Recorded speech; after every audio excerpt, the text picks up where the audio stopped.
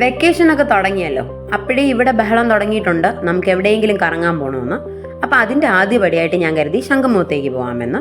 അങ്ങനെ പോയി ഒരു പോയിന്റിൽ വെച്ച് ഓട്ടോയിൽ നിന്നും ഇറങ്ങേണ്ടി വന്നു. ഫുൾ ബ്ലോക്കാണ്. പിന്നെ അങ്ങോട്ട് നടക്കേണ്ടി വന്നു.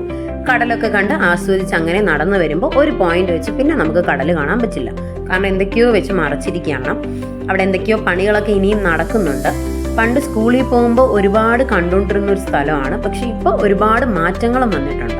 ഈ കാണുന്ന മാറ്റങ്ങളൊക്കെയാണ് ഞാൻ ഉദ്ദേശിക്കുന്നത്. ഞങ്ങൾ പഠിക്കുന്ന അല്ലെങ്കിൽ ഞങ്ങൾ സ്കൂളിൽ പോയിക്കൊണ്ടിരുന്ന സമയത്ത് കണ്ടുകൊണ്ടിരുന്ന സ്ഥലത്ത് ഇങ്ങനെയൊന്നും ഉണ്ടായിരുന്നില്ല. ഞങ്ങൾ നടന്നു വരുമ്പോൾ ഉള്ള ആ കടലിൽ തന്നെ ഞങ്ങൾ കാലൊക്കെ നനയ്ക്കാറുണ്ട്. പക്ഷെ ഇപ്പം അവിടെയൊന്നും പോയി നമുക്ക് കാല് നനയ്ക്കാനായിട്ട് പറ്റത്തില്ല. അതിനുവേണ്ടി ഒരുപാട് ദൂരം നടക്കേണ്ടി വരും. നടന്നു വരുമ്പോഴാണ് ഇങ്ങനെയൊക്കെയുള്ള കുറച്ച് സ്ഥലങ്ങൾ കണ്ടത്. ഇവിടേക്ക് ആകാശമൊക്കെ കാണാൻ വളരെ ഭംഗിയുണ്ട്. മഴയ്ക്ക് വേണ്ടിയിട്ടൊക്കെ ഇങ്ങനെ ഇരുട്ടിക്കെട്ടി കിടക്കുന്ന പോലെയൊക്കെയാണ്.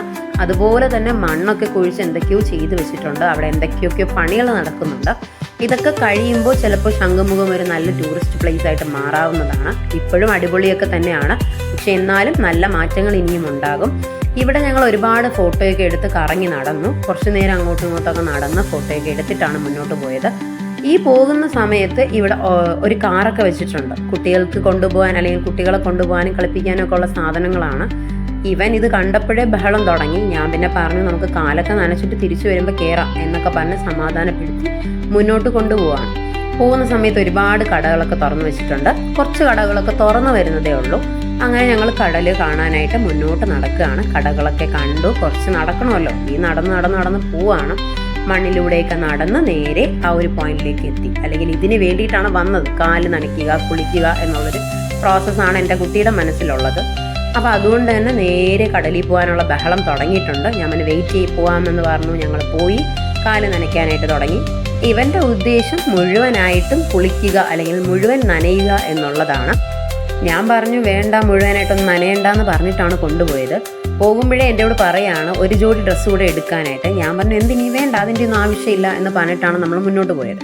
വീട്ടിൽ നിന്ന് ഇറങ്ങുമ്പോൾ ഇതൊക്കെയായിരുന്നു എൻ്റെ മനസ്സിൽ. ഞാൻ ഇവനെ നനയാതെ നോക്കും എന്നുള്ളതൊക്കെ തന്നെയായിരുന്നു. പക്ഷെ അവിടേക്ക് പോയപ്പോഴേക്കും ഇവൻ സ്വന്തമായിട്ട് എൻ്റെ കൈയൊക്കെ വിട്ടിട്ട് കളിക്കാൻ തുടങ്ങുകയാണ്. പക്ഷെ അത് റിസ്ക് ആയിട്ടുള്ള പരിപാടിയായതുകൊണ്ട് ഞാൻ പിടിച്ചിട്ടുണ്ടായിരുന്നു. പക്ഷേ പിന്നെ എൻ്റെ ഉമ്മയുടെ കയ്യിലേക്ക് ഇവൻ്റെ കൈ പോയിട്ടുണ്ടായിരുന്നു. കുറച്ച് കഴിഞ്ഞ് തിരിഞ്ഞു നോക്കിയപ്പോൾ കണ്ടത് തല വരെ നനച്ച് നിൽക്കുന്നതാണ്. കാരണം ഒരു വലിയ തിര വന്നതും ഇവ ഒറ്റയടിക്ക് ഇരുന്ന് കൊടുത്തിട്ടുണ്ട്. ഇരുന്നപ്പോഴേക്കും മുഴുവൻ വെള്ളവും എൻ്റെ തലയിലേക്ക് വന്നു. വീട്ടിൽ വന്നിട്ടൊന്ന് മേലെ എഴുകാമെന്ന് പറഞ്ഞ് നോക്കിയപ്പോഴാണ് മുഴുവൻ ഫുൾ ബോഡി ഫുൾ മണ്ണും അതുപോലെ തന്നെ തലയിലും മണ്ണായിരുന്നു. എത്രയൊക്കെ ഉണങ്ങിയാലും ആ മണ്ണൊക്കെ അങ്ങനെ തന്നെ ഉണ്ടാവുമല്ലോ. അപ്പം അങ്ങനെയും നിന്ന് കളിക്കുകയാണ്. അതിൻ്റെ ഇടയ്ക്ക് കണ്ടില്ലേ, ഈ കാലിനെ എടുത്ത് എന്ത് ചെയ്തിരിക്കുക, അകത്തേക്ക് കുഴിച്ച് വെച്ചിരിക്കുകയാണ്. എന്ന് വെച്ചാൽ ഇതൊക്കെ എവിടെ നിന്ന് പഠിച്ചു എന്ന് ചോദിച്ചാൽ എനിക്കറിയില്ല. അവർക്കറിയായിരിക്കുമല്ലോ കാലൊക്കെ ഇങ്ങനെ കുഴിച്ച് വെക്കാനായിട്ട്. അങ്ങനെ കുഴിച്ച് വെച്ചിട്ട് നിൽക്കുകയാണ്. പോകുമ്പോൾ കാല് തിരിച്ചെടുക്കാൻ പറ്റുമോ എന്നൊക്കെ നോക്കിക്കൊണ്ട്. പിന്നെ അവിടെ നിന്ന് ഞങ്ങൾ കുറച്ച് ഫോട്ടോസൊക്കെ എടുത്തു. പിന്നെ വീണ്ടും അസ്തമിക്കുന്നത് ഇങ്ങനെ നോക്കിക്കൊണ്ട് നിൽക്കുകയാണ്. സൂര്യൻ അസ്തമിക്കുന്നത് കാണാൻ തന്നെ വളരെ രസമാണ്. ആ കളറൊക്കെ ചേഞ്ചായി ഇങ്ങനെ കടലിൻ്റെ അടിയിലേക്ക് പോകുന്ന പോലെയാണല്ലോ. അങ്ങനെ നോക്കി നിന്നു. അത് കഴിഞ്ഞ് ഞങ്ങൾ കടലിലൊക്കെ കളിച്ചത് മതിയെന്ന് കുറച്ചു നേരം അവിടേക്ക് ഇരുന്നിട്ടുണ്ടായിരുന്നു. അതിനുശേഷം പോകുന്ന വഴിക്ക് ഇത് കയറണമെന്ന് പറഞ്ഞിട്ടാണ് പോയത്. ഞാൻ മുന്നേ വേണ്ട, ഒരു കളിപ്പാട്ടം വാങ്ങിയിട്ട് നമുക്ക് വീട്ടിലേക്ക് പോകാമെന്ന് പറഞ്ഞിട്ട് ഒരു വിധത്തിലും സമ്മതിച്ചിട്ടില്ല. അങ്ങനെ ഇതിലേക്ക് കൊണ്ടുവന്ന് കയറ്റി. ആദ്യം കണ്ടത് ഏറ്റവും വലുതാണ്, അല്ലെങ്കിൽ കുട്ടികൾ 6 വയസ്സിന് മുകളിലുള്ള കുട്ടികൾക്ക് കളിക്കാനുള്ളതാണ്. ഇവൻ 6 വയസ്സാവുന്നത് കൊണ്ട് തന്നെ ഞാൻ മുകളിലത്തതാണ് സജസ്റ്റ് ചെയ്തത്. പക്ഷേ അതിൽ കയറിയിട്ട് കളിക്കാൻ അറിഞ്ഞൂടാതെ പേടിച്ച് കരഞ്ഞുകൊണ്ട് നിൽക്കുകയാണ്.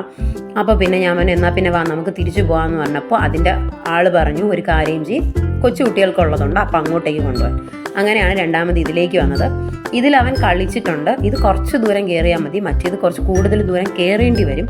ഇത് കുഴപ്പമില്ലാതെ കുറച്ച് ദൂരം കയറേണ്ടതായതുകൊണ്ട് ഇവൻ ഓൾറെഡി കന്യാകുമാരി പോയപ്പോൾ കളിച്ചിട്ടുള്ളത് കൊണ്ട് തന്നെ ഇതവന് ഓക്കെ ആയിരുന്നു. അങ്ങനെ കുറേ നേരം ഇതിൽ മറിയായിരുന്നു.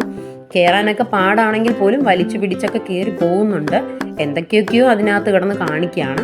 ഇതെല്ലാം കഴിഞ്ഞ് ഞങ്ങൾ തിരിച്ച് പോകാനായിട്ട് വന്നപ്പോഴാണ് ഈ പോയ വഴിയിലൊക്കെ ലൈറ്റൊക്കെ ഇട്ട് ഭയങ്കര ഭംഗിയാക്കിയിരിക്കുകയാണ്. ഇവിടെ എനിക്ക് കുറച്ചുകൂടെ ഇഷ്ടപ്പെട്ടത് ഈ ഒരു മരമാണ്. ഈ മരത്തിൽ ഇങ്ങനെ ബ്ലൂ കളർ ലൈറ്റ് ഇട്ടിരിക്കുന്നതാണ്, വളരെ ഭംഗിയുണ്ടായിരുന്നു. അത് കണ്ട് കുറച്ച് നേരം അവിടെ തന്നെ അങ്ങനെ നിന്നിട്ടൊക്കെയാണ് ഞങ്ങൾ തിരിച്ച് വീട്ടിലേക്ക് പോയത്.